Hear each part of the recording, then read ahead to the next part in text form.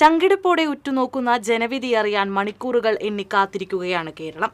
തിങ്കളാഴ്ച രാവിലെ 8 മണിക്ക് വോട്ടെണ്ണൽ ആരംഭിക്കും. ജില്ലയിൽ വോട്ടെണ്ണലിനും ഫലപ്രഖ്യാപനത്തിനും വിപുലമായ ക്രമീകരണങ്ങളാണ് ഏർപ്പെടുത്തിയിരിക്കുന്നത്. അതേസമയം ജില്ലയിലെ മുന്നണി ക്യാമ്പുകൾ തികഞ്ഞ ആത്മവിശ്വാസത്തിലാണ്. ഒബ്സർവർ, സ്ഥാനാർത്ഥികൾ, അവരുടെ ഏജന്റുമാർ എന്നിവരുടെ സാന്നിധ്യത്തിൽ തിങ്കളാഴ്ച രാവിലെ 7-ന് സ്ട്രോങ് റൂം തുറക്കും. ആദ്യം പോസ്റ്റൽ വോട്ടുകൾ എണ്ണും. ഇലക്ട്രോണിക് വോട്ടിംഗ് മെഷീനുകൾക്കായി ഒരു ഹാളിൽ 7 മുതൽ 14 വരെ മേശകൾ ക്രമീകരിക്കും. 8:15 ആദ്യ ഫലസൂചനകൾ പുറത്തുവരും.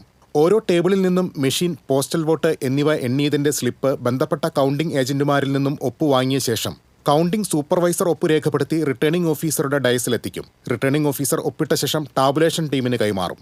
ഓരോ റൗണ്ട് കഴിയുമ്പോഴും ഫലം അപ്ഡേറ്റ് ചെയ്യും. കൗണ്ടിംഗ് ഹാളിലെ എല്ലാ നടപടികളും വീഡിയോയിൽ ചിത്രീകരിക്കും. ഹാളിൽ മൊബൈൽ ഫോൺ അനുവദിക്കില്ല. വോട്ടെണ്ണൽ കേന്ദ്രങ്ങൾക്ക് സമീപം സജ്ജീകരിക്കുന്ന മീഡിയ സെന്ററിൽ ഫലം തത്സമയം ലഭിക്കും. അതേസമയം എക്സിറ്റ് പോൾ പ്രവചനങ്ങളുടെ വിശകലനങ്ങൾ അവസാനിപ്പിച്ച് യഥാർത്ഥ ജനവിധി അറിയാനുള്ള കാത്തിരിപ്പിലാണ് ജില്ലയിലെ മുന്നണി കേന്ദ്രങ്ങൾ. കഴിഞ്ഞ 2 തവണയും LDFന്റെ സമഗ്ര ആധിപത്യമായിരുന്നു. അതിന് വിരാമമിടാൻ കഴിഞ്ഞില്ലെങ്കിൽ ജില്ലയിൽ UDFനെ കാത്തിരിക്കുന്നത് വലിയ പ്രതിസന്ധിയാണ്. തൃശൂർ ലോക്സഭാ മണ്ഡലത്തിലെ സുരേഷ് ഗോപിയുടെ വിജയത്തിന്റെ മാറ്റ് കുറഞ്ഞിട്ടില്ലെന്ന് തെളിയിക്കുന്ന പ്രകടനം NDA BJP ക്യാമ്പിനും അനിവാര്യം. എന്തായാലും കാത്തിരിക്കാം, ആര് വീഴും ആര് വാഴുമെന്നറിയാൻ. News desk TCV.